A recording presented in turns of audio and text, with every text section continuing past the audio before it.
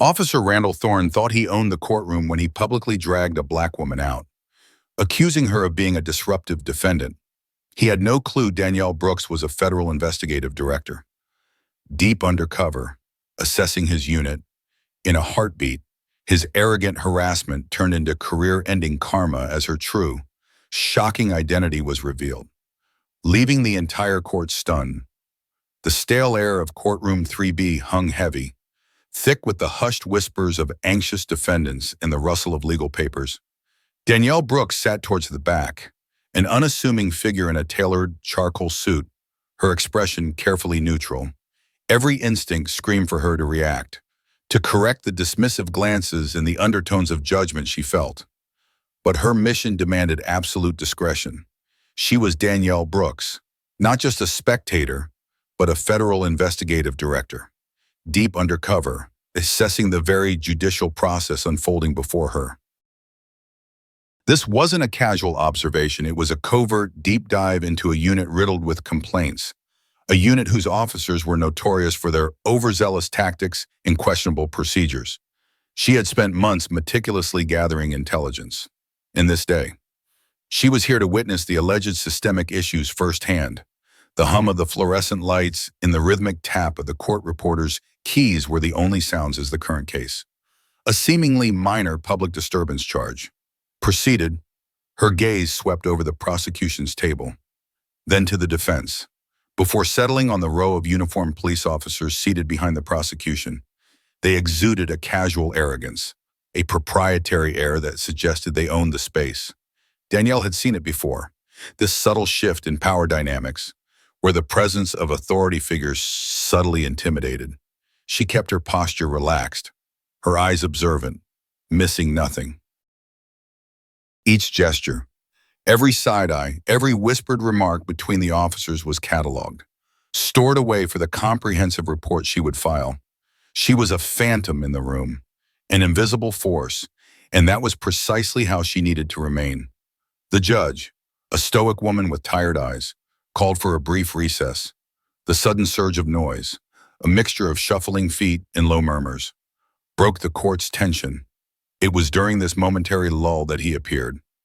Officer Randall Thorne, a burly man whose uniform seemed stretched tight across his broad shoulders, swaggered into the courtroom, a self-important grin plastered across his face.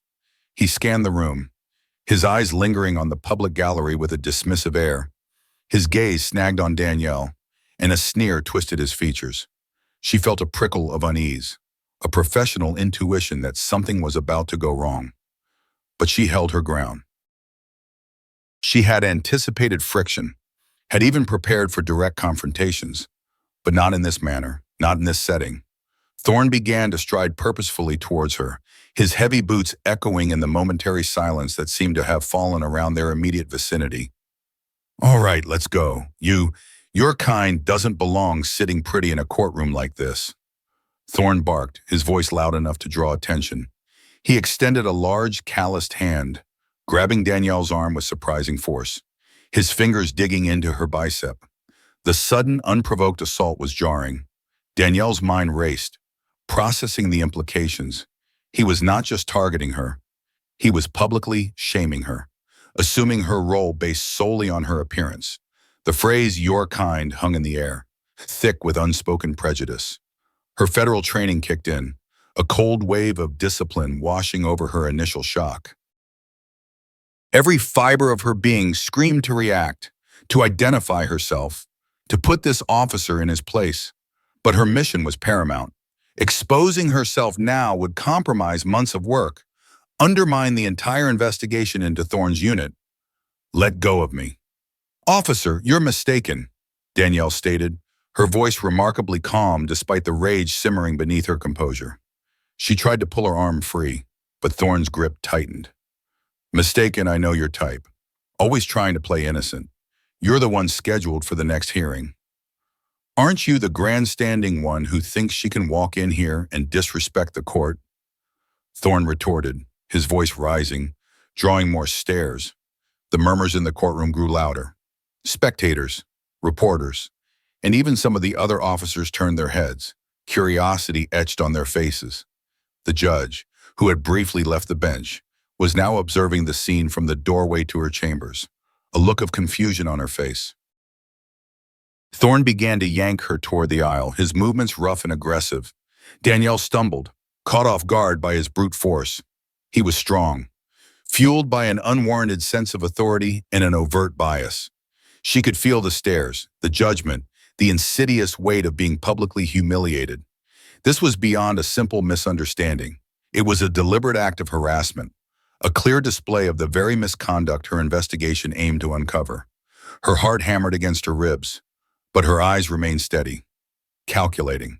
She would not give him the satisfaction of seeing her break. She would not react. Not yet. She was a federal agent, and this officer was making a colossal career-ending mistake. He was dragging her, a federal investigative director, out of a courtroom, publicly accusing her of being a defendant, all while she was on a covert assignment to expose corruption within his own department. The irony was almost unbearable. The potential for seismic impact, immense. The chaos was building, the tension palpable, and the true nature of her presence in that courtroom was about to be revealed, not by her words, but by the events that were rapidly unfolding. The courtroom was now a tableau of stunned faces. The public defender, witnessing the scene, stepped forward, a frown creasing his brow. The other police officers exchanged uneasy glances, some looking away, others watching with a flicker of apprehension. Thorne, oblivious to the growing unease, continued to pull Danielle, a smug, triumphant look on his face. He believed he was asserting control, delivering a swift public lesson to someone he perceived as an inconvenience, a disruption to his perceived order. He had no idea he was playing directly into the hands of the very person who held his fate, and the fate of his unit, in her discreetly documented hands. The moment was ripe, poised for an explosive revelation that would shatter Thorne's arrogant composure and expose the deep-seated issues that plagued his department. The silence, though broken by murmurs, still held a certain breathlessness, awaiting the inevitable eruption. Officer Thorne, his face a mask of self-righteous fury, continued to drag Danielle, oblivious to the rapidly changing atmosphere in courtroom 3B. His grip remained punishing, twisting her arm in a crude display of power. You think you're above the law? Huh. Well, you've got another thing coming. Lady, we're going to teach you some respect. His voice boomed, cutting through the rising tide of murmurs, drawing the full attention of everyone present. The court reporter had stopped typing, her fingers hovering over the keys. Eyes wide, the public defender, Mr. Evans, took another step forward, his jaw set. Even the other police officers, who had initially looked away, were now watching, a growing sense of unease rippling through their ranks. One officer, younger and clearly uncomfortable, whispered something to his colleague, who merely shook his head. Danielle stumbled, but refused to collapse. Her eyes locked onto Thorne's, a steely gaze that contained a promise of swift, inevitable reprisal. She could feel the subtle pressure of the situation building, a collective anticipation for something significant to break the oppressive tension. The judge, having witnessed enough of the escalating misconduct, finally stepped fully out of her chambers, her voice cutting through the din like a knife. Officer Thorne, release that woman immediately. What in God's name do you think you are doing? Her voice, though not a shout, carried an undeniable authority that momentarily stunned Thorne. He paused, his head turning slightly, still holding Danielle's arm. Your Honor, this individual was being disruptive. She's clearly a defendant trying to avoid her hearing. Thorne stammered, attempting to justify his actions, his conviction beginning to waver under the judge's unwavering stare. He tried to pull Danielle again, a desperate attempt to assert his rapidly diminishing control. Just then, a sharp, authoritative voice sliced through the courtroom, emanating from the doors at the rear. Officer Randall Thorne, that is quite enough. All heads snapped towards the source. Standing framed in the doorway were two impeccably dressed individuals. One, a tall man in a dark suit, carried a slim, official-looking briefcase. The other, a woman whose severe expression matched her sharp, tailored attire, held a stack of documents. They moved with an air of undeniable purpose. The man stepped forward, his gaze sweeping over the scene, before settling with chilling intensity on Thorne's hand clamped around Danielle's arm. "You are currently assaulting a federal officer on active duty," the man stated, his voice calm but laced with absolute steel. "Release Director Brooks, now." The words hung in the air, shattering the last vestiges of Thorne's bravado. "Director Brooks," he whispered, his eyes darting to Danielle Theakin, then back to the man, then to the judge, a dawning horror creeping across his face. His grip on Danielle's arm slackened, then fell away entirely as if burned. The force of the revelation was like a physical blow. Danielle rubbed her arm, her expression still unreadable, but a subtle shift in her posture, a straightening of her shoulders, signaled her reassertion of control. The man in the suit strode purposefully forward, pulling a badge from his jacket and flashing it to the bewildered judge. "My apologies, Your Honor. Special Agent Davies, Federal Bureau of Investigation." "Director Brooks is here on an official, highly sensitive, covert investigation into alleged misconduct within the municipal police department, specifically targeting certain units and officers known for their aggressive tactics." His gaze flickered pointedly to Thorne. Her presence here was part of that ongoing operation.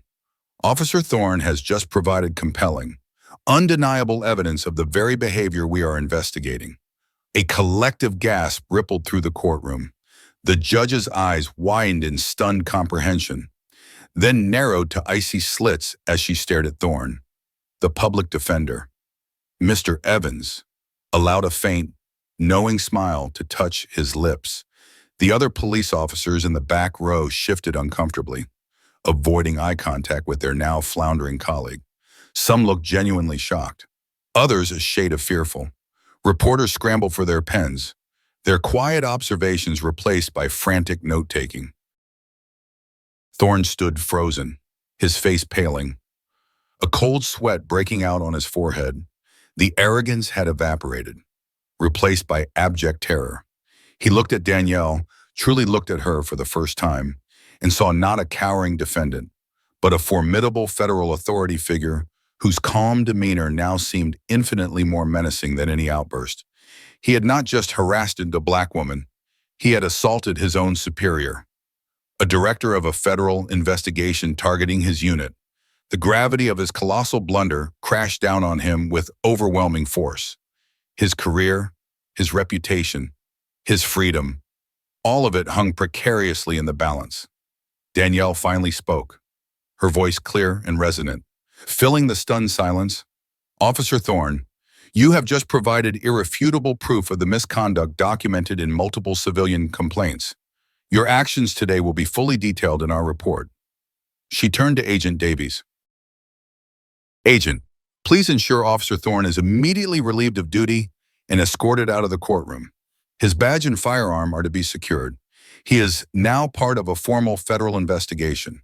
The power dynamic had not merely shifted, it had inverted with brutal finality. Thorne, who minutes ago had been the aggressor, was now a humiliated, trembling figure. His reign of arbitrary authority abruptly over. The courtroom, initially a stage for his dominance, had become the arena for his public downfall. The swiftness and severity of the turn of events left everyone reeling. The shocking secret of Danielle Brooks' identity had not only changed the situation for her, but had detonated a bomb beneath Officer Thorne's entire world. The immediate aftermath of Thorne's public humiliation was a whirlwind of controlled chaos. Special Agent Davies efficiently relieved Thorne of his badge and firearm, his movements precise and unyielding. Thorne, pale and trembling, was then escorted out of the courtroom by two other uniformed officers, his head bowed in utter defeat. The judge, having regained her composure, swiftly dismissed the current case, her eyes still holding a stern accusation as they followed Thorne's retreating figure. She then called for a private conference with Danielle and Agent Davies in her chambers, closing the doors to the buzzing courtroom. Reporters, now fully aware of the federal intervention, frantically relayed developments, their phones pressed to their ears. Inside the judge's chambers, The air was thick with tension, but also a grim determination. Director Brooks, Agent Davies. Judge Albright began, her voice low and grave. This is an outrage. Officer Thorne's behavior was inexcusable and a blatant abuse of authority. I will cooperate fully with your investigation. She looked at Danielle, a flicker of admiration in her eyes. Your discretion under such provocation was remarkable. Danielle nodded, her expression unyielding. Thank you, Your Honor. Your cooperation is crucial. This incident today is not isolated. We have evidence suggesting a pattern of misconduct within this department, particularly within the unit Officer Thorne operates in. This covert operation has been running for months, gathering intelligence on numerous complaints, before further discussion could unfold. The chamber's door opened abruptly. Police Chief Miller, a man of imposing stature with a perpetually grim expression, strode in, flanked by the department's legal counsel, a sharp-featured woman named Attorney Sanchez. Miller's face was a mask of practiced concern, but his eyes held a steely glint of defensiveness. Director Brooks, Agent Davies. Miller began, his voice surprisingly calm, almost conciliatory. I just heard about the unfortunate incident. Officer Thorne is a rogue element, a bad apple. We're already initiating disciplinary procedures. This is an isolated incident, regrettable, but certainly not indicative of the entire department's conduct. He shot a pointed glance at Sanchez, who gave a small, approving nod. Danielle met his gaze unflinchingly. Chief Miller, with all due respect, our preliminary findings suggest otherwise. Multiple civilian complaints, patterns of excessive force, racial profiling, these are not the actions of a single bad apple. Officer Thorne's public display today merely confirmed what our investigation has been uncovering. Attorney Sanchez stepped forward, her voice smooth but edged with professional menace. Director Brooks, while we understand the FBI's mandate, we must ensure due process and protect the reputation of our officers who serve this city with integrity. We are prepared to fully cooperate with a proper investigation. But any insinuation of widespread corruption without concrete, admissible evidence will be met with the full force of our legal department. Her emphasis on proper was a clear attempt to undermine Danielle's covert methods. The conversation quickly devolved into a high-stakes legal and bureaucratic battle. Miller and Sanchez continuously attempted to deflect, minimize, and obstruct. They denied immediate access to internal records, claiming protocol and legal review. They hinted at challenging the legality of Danielle's undercover operation, questioning whether she had proper authorization to be present in court in a covert capacity. They subtly shifted the blame, implying that perhaps Danielle's very presence, her race, had somehow provoked Thorne. Rather than acknowledging his inherent bias, it was a calculated strategy designed to bog down the federal investigation in red tape and legal challenges, pushing Danielle to the brink of frustration. Later that afternoon, as Danielle and Agent Davies attempted to secure initial records at police headquarters, the pushback intensified. Doors were metaphorically slammed in their faces. Department heads claimed computer systems were down, or that files were in storage. Anonymous tips to local media began to circulate, painting Danielle as an overzealous federal agent on a personal vendetta, not a professional investigator. The department's PR machine went into overdrive, issuing statements that lauded their commitment to transparency while subtly undermining the federal probe. It was a sophisticated counteroffensive, orchestrated by those who had much to lose if the truth about systemic corruption came to light. Danielle felt the pressure mount. This wasn't just about Thorne anymore. It was about the institutional resistance, the entrenched power structure fighting back. She received an anonymous, veiled threat via email, warning her to tread carefully. This was no longer just bureaucratic obstruction. It was a clear attempt to intimidate her, to force her to back down. The betrayal wasn't Thorne's alone. It was the betrayal of public trust by an entire system determined to protect its own, even at the cost of justice. She knew this was the edge. She had to break through this wall of resistance, or her entire investigation, and the hope of justice for countless victims would crumble. The immediate aftermath of Thorne's public humiliation was a whirlwind of controlled chaos. Special Agent Davies efficiently relieved Thorne of his badge and firearm, his movements precise and unyielding. Thorne, pale and trembling, was then escorted out of the courtroom by two other uniformed officers, his head bowed in utter defeat. The judge, having regained her composure, swiftly dismissed the current case, her eyes still holding a stern accusation as they followed Thorne's retreating figure. She then called for a private conference with Danielle and Agent Davies in her chambers, closing the doors to the buzzing courtroom. Reporters, now fully aware of the federal intervention, frantically relayed developments, their phones pressed to their ears.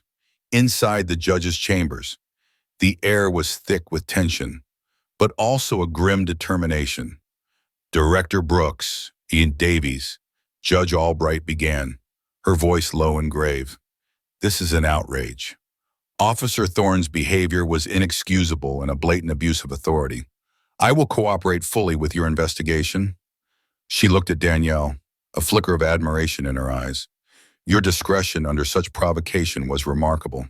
Danielle nodded, her expression unyielding. Thank you, Your Honor. Your cooperation is crucial. This incident today is not isolated. We have evidence suggesting a pattern of misconduct within this department, particularly within the unit Officer Thorne operates in. This covert operation has been running for months, gathering intelligence on numerous complaints. Before further discussion could unfold, the chamber's door opened abruptly. Police Chief Miller, a man of imposing stature with a perpetually grim expression, strode in, flanked by the department's legal counsel, a sharp-featured woman named Attorney Sanchez. Miller's face was a mask of practiced concern, but his eyes held a steely glint of defensiveness. Director Brooks, Agent Davies, Miller began, his voice surprisingly calm, almost conciliatory. I just heard about the unfortunate incident. Officer Thorne is a rogue element, a bad apple. We're already initiating disciplinary procedures. This is an isolated incident, regrettable, but certainly not indicative of the entire department's conduct. He shot a pointed glance at Sanchez, who gave a small, approving nod. Danielle met his gaze unflinchingly. Chief Miller, with all due respect. Our preliminary findings suggest otherwise. Multiple civilian complaints, patterns of excessive force, racial profiling, these are not the actions of a single bad apple. Officer Thorne's public display today merely confirmed what our investigation has been uncovering. Attorney Sanchez stepped forward, her voice smooth but edged with professional menace. Director Brooks, while we understand the FBI's mandate, we must ensure due process and protect the reputation of our officers who serve this city with integrity. We are prepared to fully cooperate with a proper investigation, but any insinuation of widespread corruption without concrete, admissible evidence will be met with the full force of our legal department. Her emphasis on proper was a clear attempt to undermine Danielle's covert methods. The conversation quickly devolved into a high-stakes legal and bureaucratic battle. Miller and Sanchez continuously attempted to deflect, minimize, and obstruct. They denied immediate access to internal records, claiming protocol and legal review. They hinted at challenging the legality of Danielle's undercover operation, questioning whether she had proper authorization to be present in court in a covert capacity. They subtly shifted the blame, implying that perhaps Danielle's very presence, her race, had somehow provoked Thorne. Rather than acknowledging his inherent bias, it was a calculated strategy, designed to bog down the federal investigation in red tape and legal challenges, pushing Danielle to the brink of frustration. Later that afternoon, as Danielle and Agent Davies attempted to secure initial records at police headquarters, the pushback intensified. Doors were metaphorically slammed in their faces. Department heads claimed computer systems were down, or that files were in storage. Anonymous tips to local media began to circulate, painting Danielle as an overzealous federal agent on a personal vendetta. Not a professional investigator, the department's PR machine went into overdrive, issuing statements that lauded their commitment to transparency while subtly undermining the federal probe. It was a sophisticated counteroffensive, orchestrated by those who had much to lose if the truth about systemic corruption came to light. Danielle felt the pressure mount. This wasn't just about Thorne anymore. It was about the institutional resistance, the entrenched power structure fighting back. She received an anonymous, veiled threat via email, warning her to tread carefully. This was no longer just bureaucratic obstruction. It was a clear attempt to intimidate her, to force her to back down. The betrayal wasn't Thorne's alone. It was the betrayal of public trust by an entire system determined to protect its own, even at the cost of justice. She knew this was the edge. She had to break through this wall of resistance, or her entire investigation, and the hope of justice for countless victims would crumble. The obstruction from Chief Miller's department reached a suffocating peak. Days bled into a frustrating cycle of denied access, bureaucratic stalling, and thinly veiled threats. Attorney Sanchez's legal team bombarded Danielle and Agent Davies with requests for documentation, challenging every procedural step, attempting to bury the federal investigation in a mountain of paperwork. The media, swayed by the department's well-oiled PR machine, began to question the FBI's motives, subtly shifting public perception away from Thorne's undeniable misconduct and towards a narrative of federal overreach. Danielle felt the isolation of her position, the vastness of the system she was up against. She was in her temporary, secure office at the federal building, poring over stacks of redacted documents that offered little more than official boilerplate, when a discreet knock sounded at her door. It was Agent Davies, his usual composed demeanor replaced by a slight frown. "Director, I think you need to see this. It just came in, anonymously." He handed her a small, unmarked USB drive. Danielle inserted the drive into a secure terminal. A single video file populated the screen. She clicked it. The footage was grainy, taken from a security camera positioned discreetly in the corner of what appeared to be an interview room within the police precinct. The timestamp indicated it was recorded just hours after Thorne's removal from the courtroom. The audio was slightly muffled, but clear enough. The video showed Officer Thorne, looking disheveled and terrified, being interrogated by Chief Miller and Attorney Sanchez. Miller's voice, previously calm and collected in public, was now a menacing snarl. "You absolute imbecile, Thorne. Do you have any idea what you've done? You've handed them a federal investigation on a silver platter." Thorne whimpered. "I swear. Chief, I didn't know. She looked just like... I thought she was that Johnson woman. The one with all the complaints against us," Sanchez interjected, her voice sharp. "It doesn't matter what you thought, Thorne.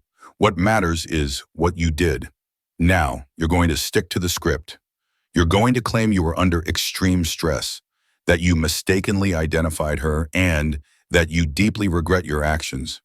You will not mention anything about internal complaints, about the Johnson woman, or about any informal procedures.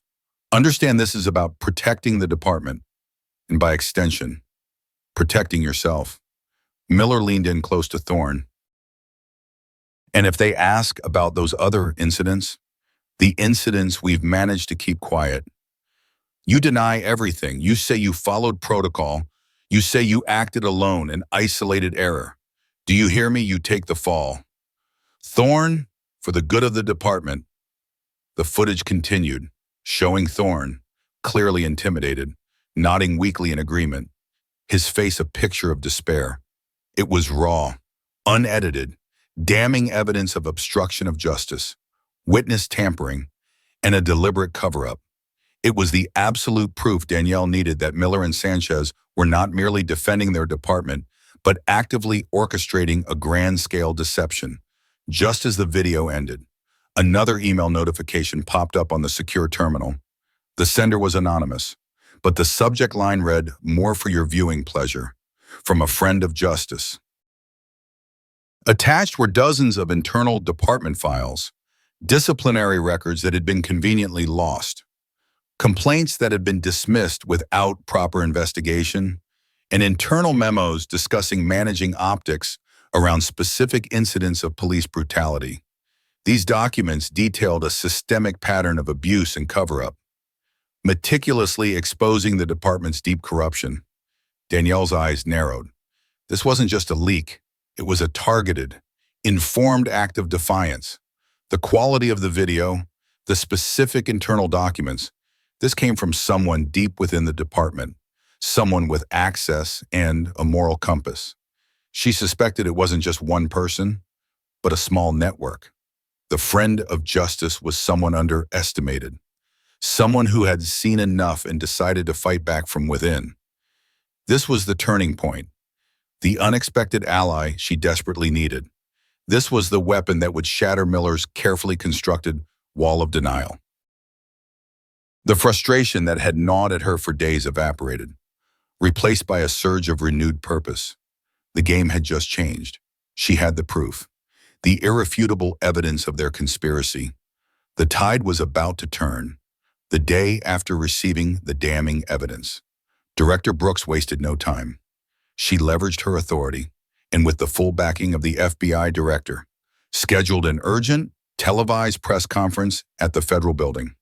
It was a strategic move, designed to bypass Chief Miller's carefully constructed media narrative and expose the truth directly to the public. She ensured that members of the press who had previously shown skepticism towards the federal investigation were personally invited. Alongside those known for their unwavering commitment to justice, the stakes were impossibly high. Chief Miller and Attorney Sanchez, blindsided by the sudden announcement, arrived at the press conference, their faces a mixture of forced composure and barely concealed fury. They had attempted to block the event, citing ongoing investigations and privacy concerns, but their efforts were futile against federal authority. They sat in the front row, rigid and wary, surrounded by their own public relations team, ready to issue immediate counter-statements.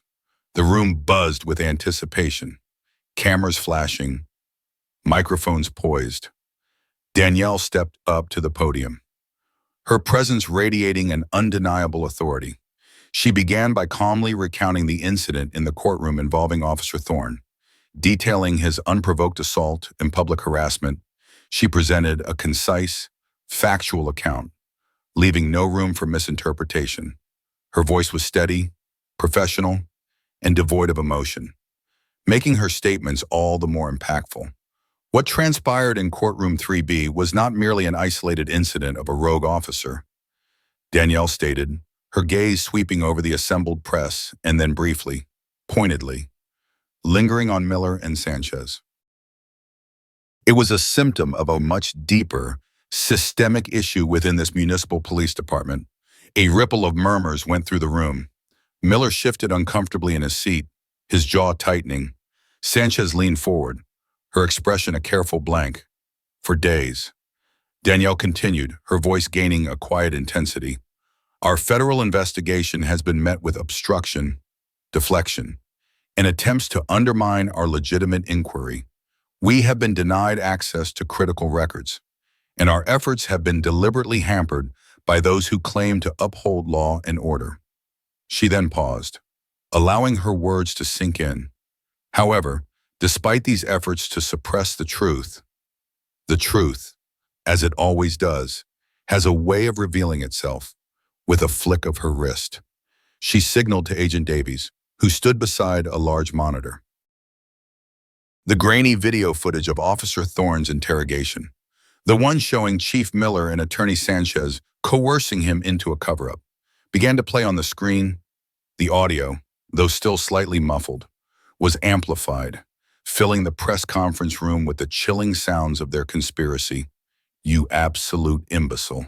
Thorne, do you have any idea what you've done? Miller's voice, raw and angry, echoed through the room. Gasps erupted from the journalists. Phones were immediately raised, recording the damning visuals and audio, as Thorne's frightened whimpers and Sanchez's cold directives about sticking to the script filled the air. Miller's face contorted in a mask of pure horror. Sanchez, ever the strategist, initially maintained her composure, but as her own voice, clear and incriminating, became unmistakable. A flush of anger and desperation crept onto her features. Their carefully constructed facade of innocence crumbled under the weight of their own recorded words. When the video ended, the room exploded into a cacophony of shouts and questions.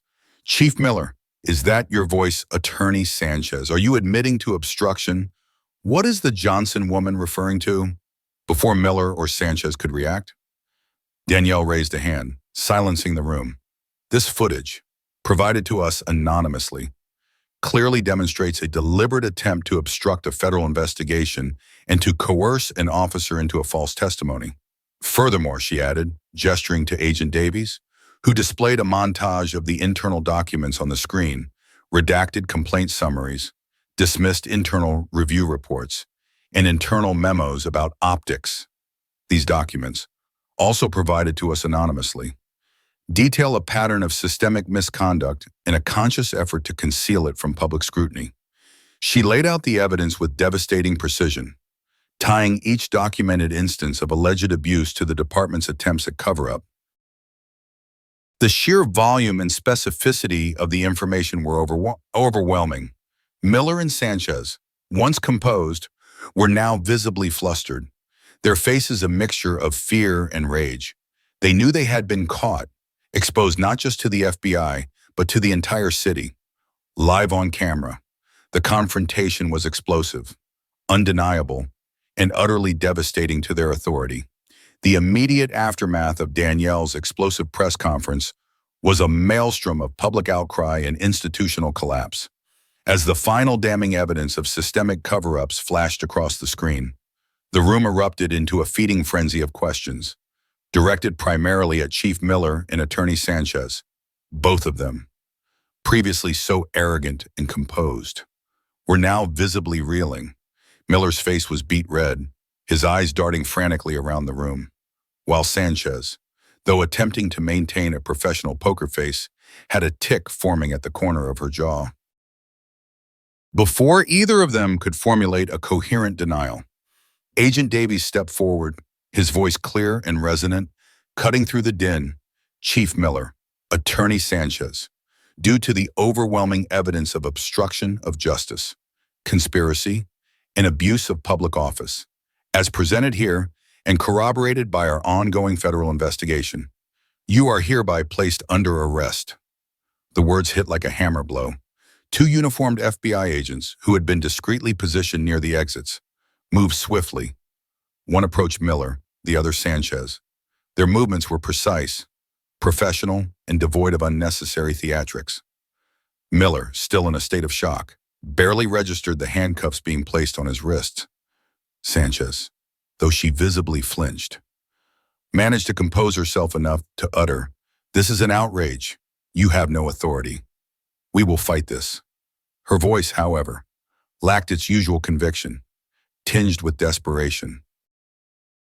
The flashbulbs intensified, illuminating the stark reality of their downfall. The news anchors, cutting live to the press conference, provided breathless commentary. The public backlash was instantaneous and visceral. Social media exploded with outrage. Calls for immediate and sweeping reforms within the police department flooded switchboards at City Hall. Within minutes of the arrests, the mayor's office issued a terse statement, announcing Miller's immediate suspension and promising a full independent inquiry into the department's practices. The statement conspicuously avoided any mention of Sanchez, effectively leaving her to twist in the wind. The public perception of the police department, already fragile due to previous incidents, shattered completely. Local news channels ran continuous loops of the video footage, dissecting every word, every incriminating gesture. Citizens took to the streets in spontaneous protests, demanding accountability and justice. The narrative of the isolated bad apple that Miller and Sanchez had desperately tried to push disintegrated into dust, replaced by a widespread recognition of entrenched corruption. Danielle watched the unfolding chaos with a grim satisfaction. This was not about revenge, it was about justice. The arrests were a critical first step, but she knew the fight was far from over. The department's legal counsel, Attorney Sanchez, still posed a significant threat with her legal maneuvering. Even from behind bars, Her attempts to discredit Danielle and the federal investigation were likely to continue, albeit in a more limited capacity, but the critical power shift had occurred. Those who held the reins of power in the department were now stripped of their authority, their carefully constructed wall of deception publicly dismantled. The ripple effects were immediate. Other officers within the department, some who had genuinely believed Thorne was a rogue element, and others who had been complicit out of fear or loyalty, suddenly found themselves on shaky ground. Internal Affairs, previously a toothless entity, now had a legitimate federal mandate to conduct thorough reviews. The friend of justice who had provided the damning evidence remained anonymous. But their act of defiance had ignited a wildfire that no amount of bureaucratic water could extinguish. Danielle stepped away from the podium, leaving Agent Davies to handle the media scrum. Her work was just beginning. The arrests were merely the consequence of exposing the truth. The real challenge lay in dismantling the systemic issues that had allowed such corruption to fester for so long. The power had shifted decisively, but consolidating that shift and ensuring lasting change would require relentless effort. The department was in disarray, its leadership in custody, and the public was demanding answers. The chaos was now hers to shape into momentum for true reform. The arrests of Chief Miller and Attorney Sanchez sent shockwaves through the city and across the nation. The vacuum left at the top of the municipal police department was immense, and the initial chaos was palpable. Danielle Brooks, however, saw this as an opportunity, a crucial window to convert the immediate public outrage into sustained momentum for systemic change. She understood that without relentless pressure, the old guard or new players with similar intentions could easily reestablish the very practices her investigation aimed to dismantle.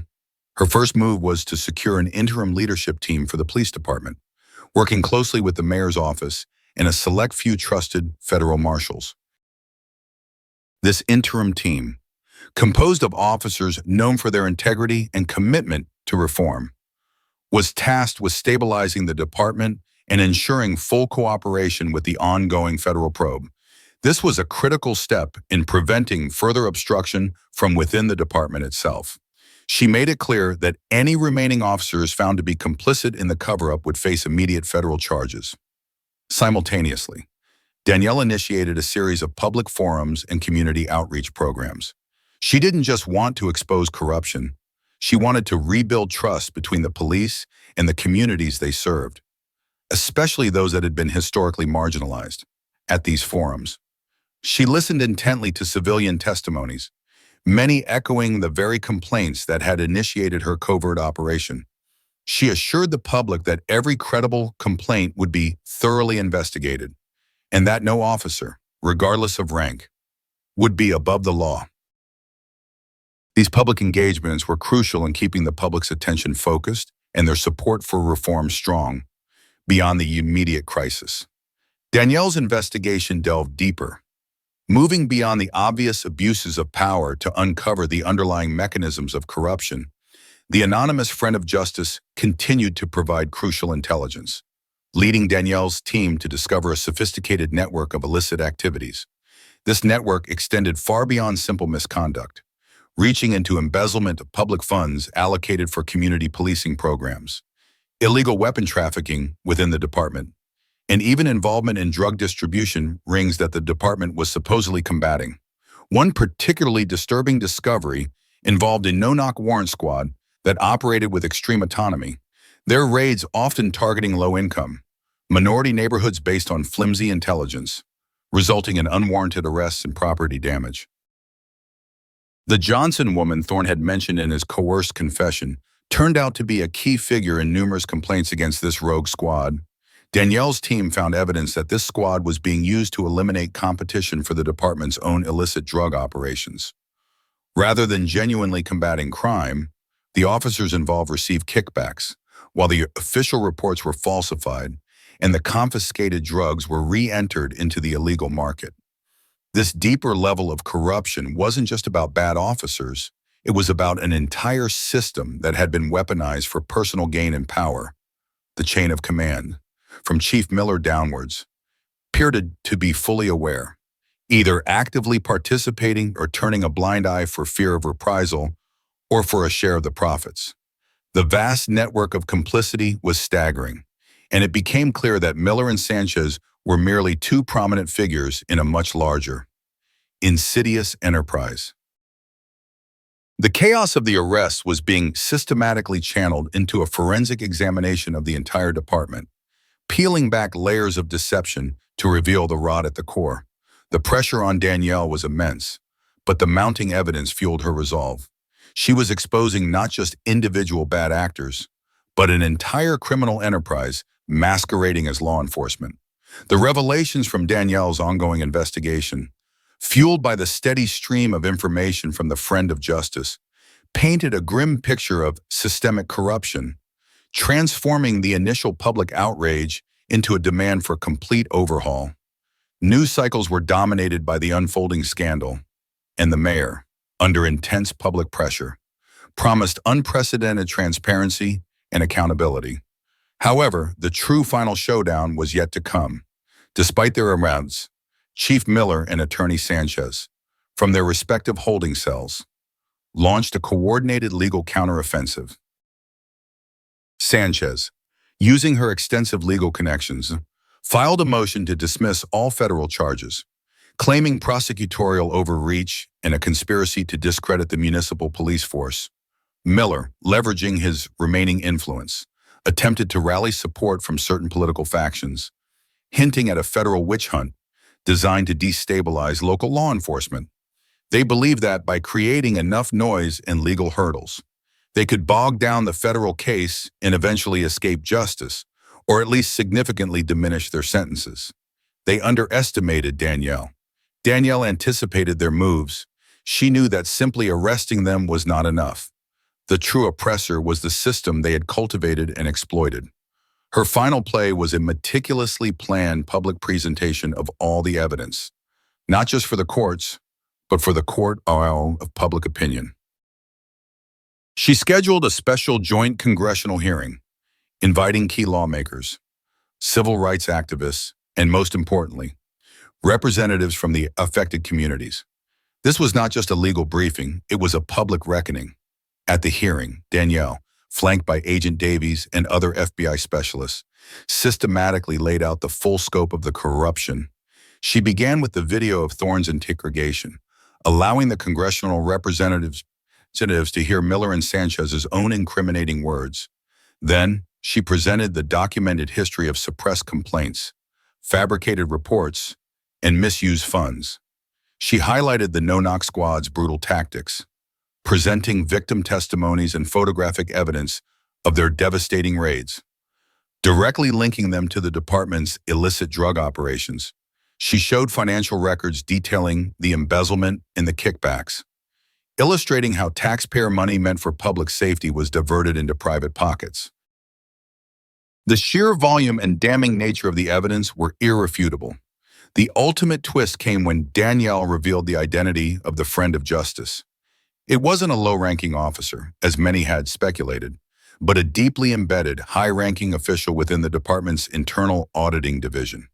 A woman named Captain Lena Hansen. Captain Hansen, appearing via secure video link from a protected location, delivered a powerful testimony. She detailed how she had tried for years to expose the corruption through internal channels, only to be repeatedly sidelined, threatened, and even subjected to subtle sabotage of her career. Her decision to become the anonymous whistleblower was a desperate act of conscience, seeing no other way to bring down the entrenched criminal enterprise. Her testimony corroborated every piece of evidence Danielle had presented, providing an insider's perspective that crushed any remaining doubts. The reaction was immediate and overwhelming. Congressional representatives expressed outrage, promising legislative action and increased federal oversight. Civil rights leaders lauded Danielle as a hero, her name becoming synonymous with unwavering integrity. The public, witnessing the full scope of the betrayal, rallied behind her, organizing nationwide movements for police reform. Miller and Sanchez's legal maneuvers collapsed, facing overwhelming public and legal pressure. Their lawyers advised them to plead guilty to lesser charges in exchange for cooperation. But the damage was already done. Their influence was decimated, their reputations ruined. Danielle Brooks emerged from the scandal not just as a federal director, but as a symbol of resistance against corruption and a beacon of hope for true justice. Her actions led to a sweeping federal indictment against dozens of officers, the dissolution of the Rogue Squad, and a complete restructuring of the municipal police department. New laws were drafted, inspired by the systematic failures her investigation uncovered. The city began the slow, arduous process of rebuilding trust, guided by the principles of accountability and transparency that Danielle had championed. The oppressors were outmaneuvered, their power dismantled, and the fight for justice had found a new, formidable champion.